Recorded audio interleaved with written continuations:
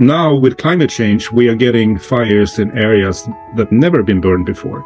And that's a novel thing and more scary. And that's where we need to put even more efforts into reducing the risk of fires even starting.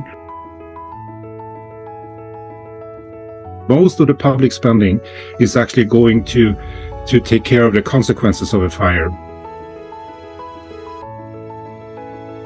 Politicians need to be wiser than that, thinking more long-term, that how can we start working now to reduce risk in the future? In some areas, particularly the ones that have no history of being burnt, you could do a lot. Using grazing animals to keep landscapes more open, you could create these corridors through forest to prevent forest fires from really expanding, and designing your restoration and planting of trees in a way that you're not increasing vulnerability.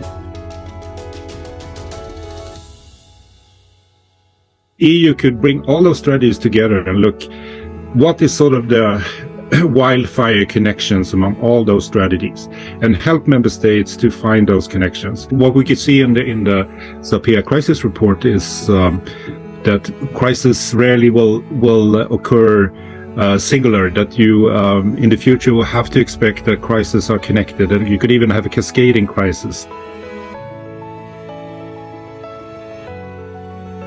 Large-scale wildfires could have really serious health effects over huge areas, affecting millions of people, particularly with respiratory problems. And so that could be an additional burden on the healthcare system. We need to be much better in preparedness, in developing proactive measures to reduce the risk, because we never know.